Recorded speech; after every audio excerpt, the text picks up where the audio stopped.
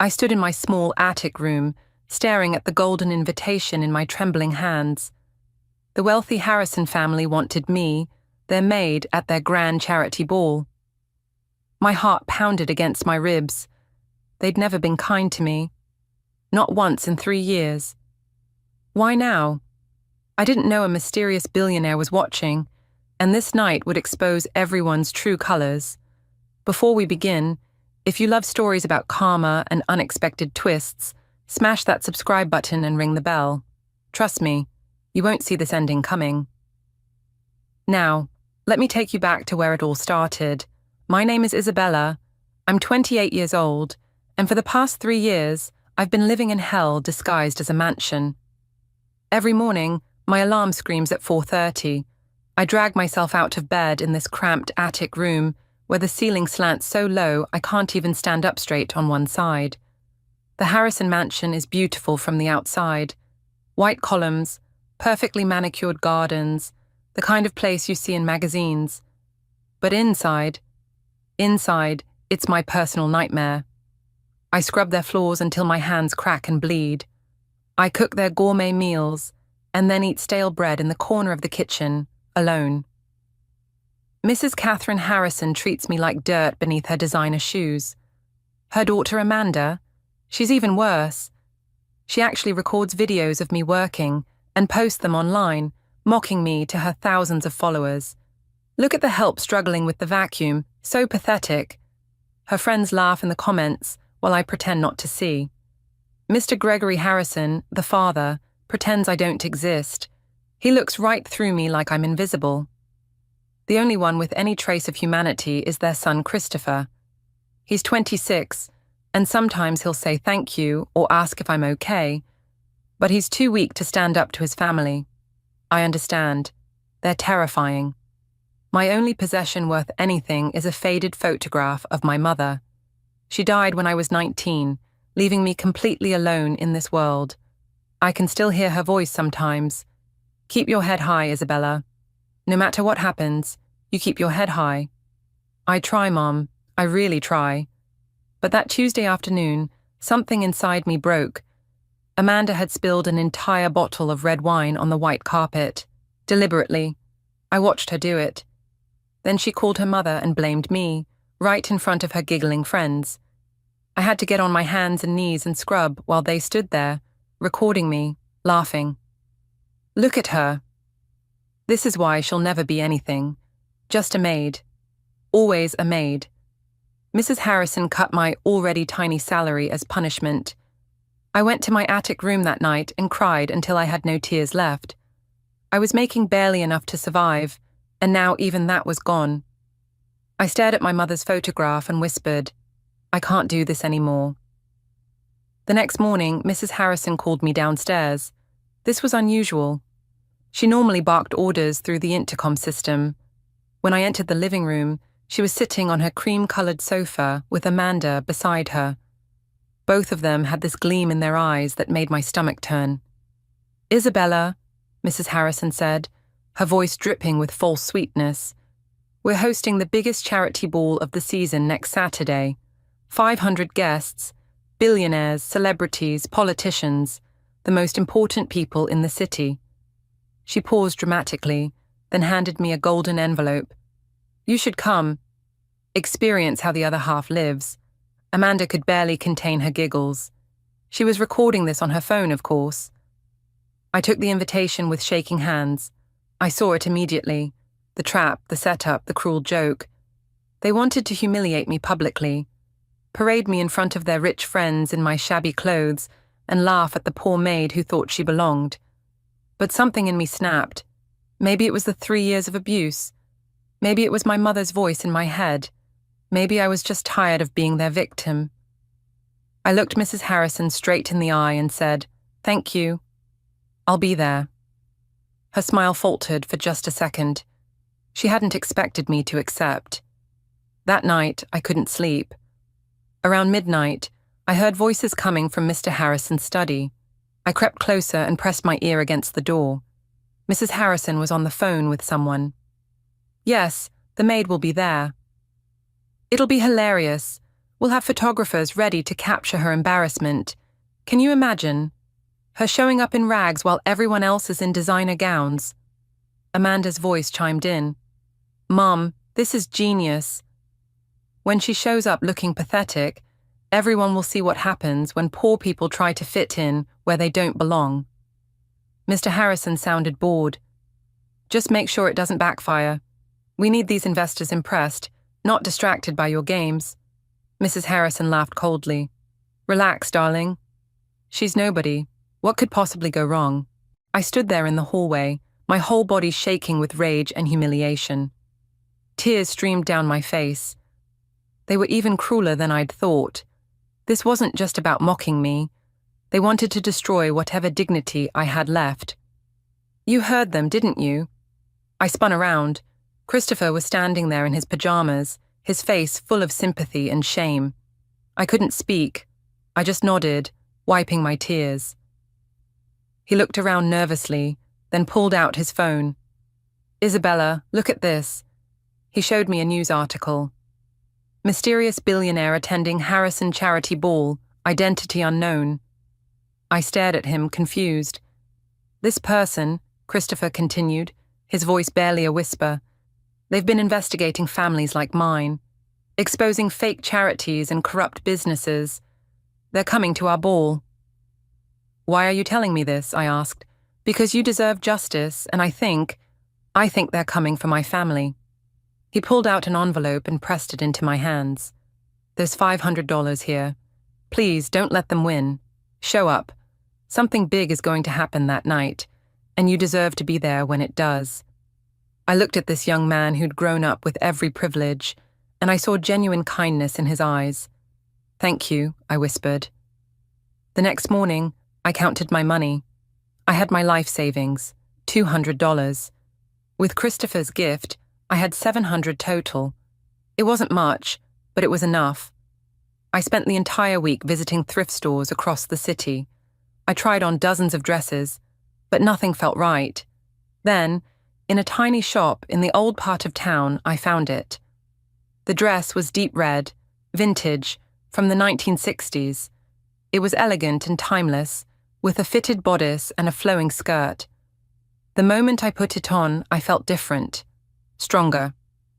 The shop owner, an elderly woman named Helen, watched me with knowing eyes. That dress belonged to a movie star, she said softly. It's worth thousands, you know. My heart sank. I only have $300 for a dress.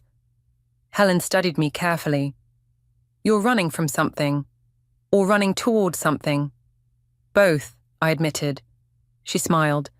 Then you need to look like you've already won. 300 is enough. Take it. I spent the next few days watching makeup tutorials online, practicing my walk in borrowed heels, learning how to style my hair. Every night, doubt crept in. What was I doing? I was just a maid. Who did I think I was? But then I'd remember every insult, every humiliation, every moment they made me feel worthless. And I'd hear my mother's voice, keep your head high. The night of the ball arrived. I stood in front of my tiny mirror, barely recognizing the woman staring back at me. My dark hair was styled in soft, elegant waves. My makeup was simple but perfect. And the red dress, it transformed me into someone I'd never been before. Someone confident, someone worthy.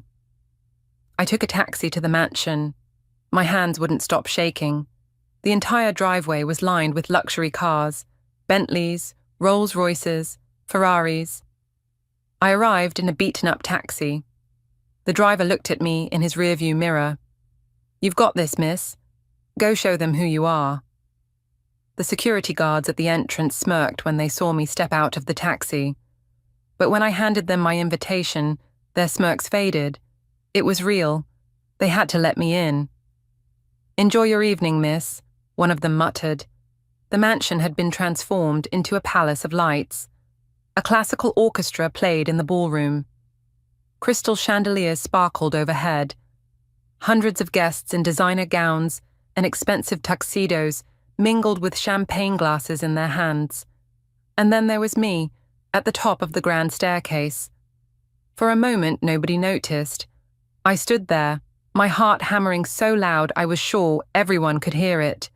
Then, slowly, the conversations began to die down. Heads turned. The orchestra faltered, then stopped completely. Every single person in that ballroom was looking at me. I took a deep breath, remembered my mother, and began my descent down the stairs. Each step felt like slow motion. The silence was deafening. I could see faces in the crowd, shock, admiration, confusion, curiosity. And then I saw the Harrisons. Mrs. Harrison's champagne glass slipped from her hand and shattered on the marble floor. The sound echoed through the silent room. Amanda's mouth hung open, her phone dangling forgotten in her hand. Mr. Harrison had gone completely pale. Only Christopher was smiling, a small, proud smile.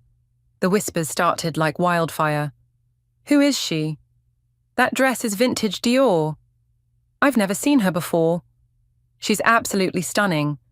An elderly man in an expensive suit murmured to his companion, "She carries herself like royalty." I reached the bottom of the stairs, my legs somehow still working despite my terror. Mrs. Harrison rushed over, her face a mask of fake pleasantness, but I could see the fury in her eyes. Through gritted teeth, she hissed, "What game are you playing?" I smiled serenely. "No game, Mrs. Harrison. You invited me to your charity ball. I'm here to support charity." Amanda tried to intervene. "Everyone, this is just our..."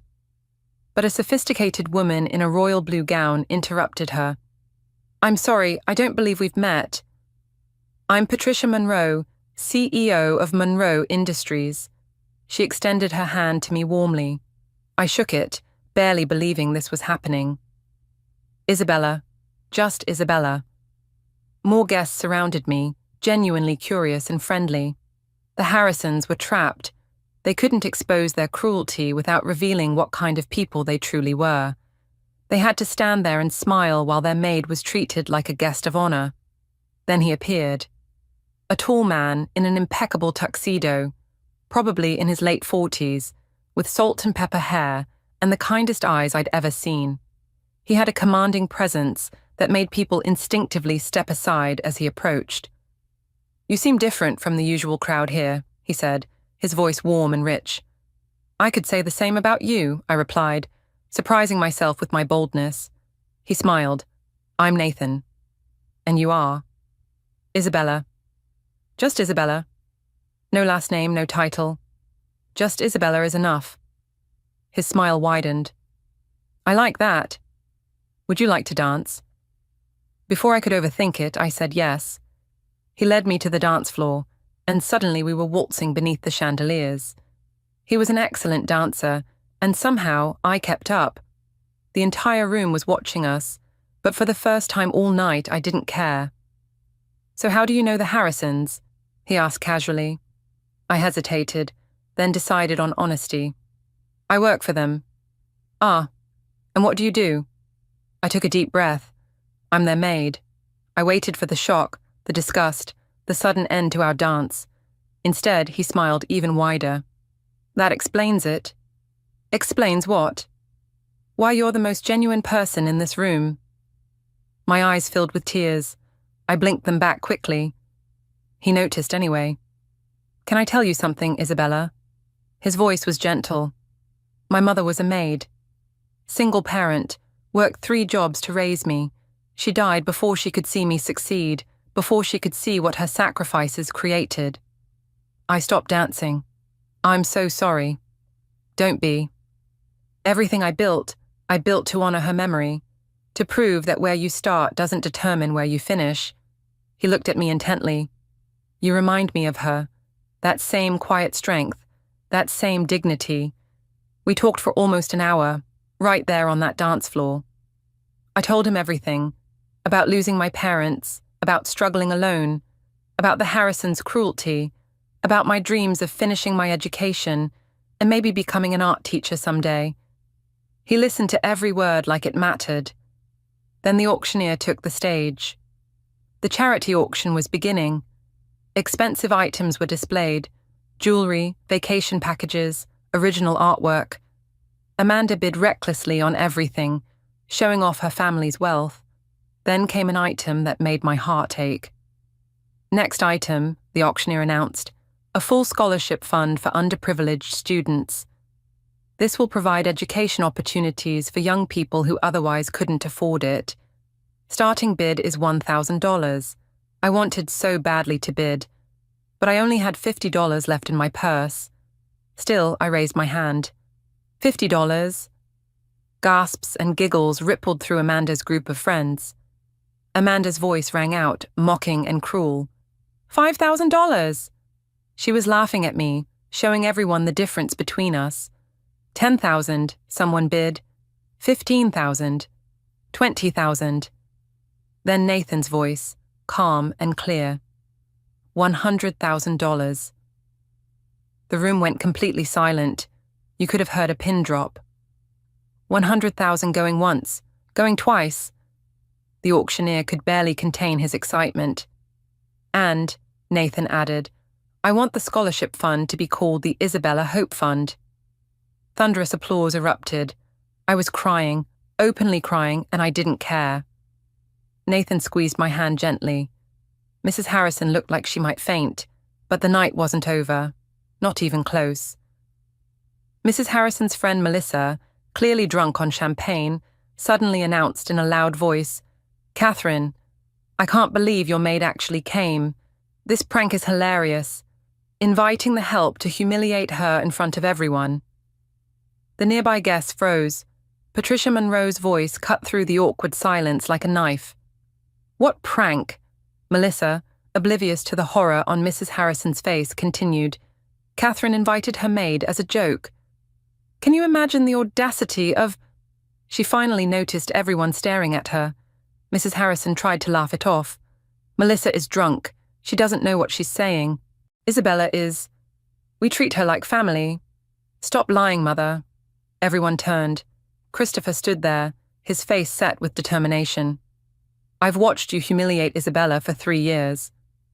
I've watched you cut her pay for Amanda's mistakes, mock her when she couldn't afford proper shoes, record her and laugh with your friends like her pain was entertainment. Christopher, shut up, Amanda hissed. No, Amanda. I'm done being silent. He pulled out his phone. I have videos, recordings, everything. Mrs. Harrison lunged for the phone, but security guards stepped between them. The crowd was horrified, murmuring in shock and disgust. Then Nathan walked to the center of the room. His entire demeanor changed, from charming dance partner to someone with absolute authority. Perhaps I should introduce myself properly, he said, his voice carrying to every corner of the ballroom. My name is Nathan Cole. Some of you might know me as the anonymous donor who's been funding charity fraud investigations.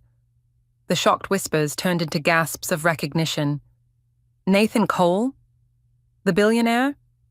He's worth $15 billion, Nathan continued, pulling documents from his jacket. I've been investigating the Harrison family charity for 6 months. Of the $2 million raised last year, only $50,000 went to actual charitable causes. The rest? Personal expenses, luxury vacations, designer clothes. This entire family has been committing fraud. Mr. Harrison tried to leave. Security guards blocked all the exits. Oh, Nathan added calmly, and I've already contacted the authorities. They're outside. The room erupted in chaos. Nathan turned to me. Isabella, would you like to say anything? All eyes turned to me.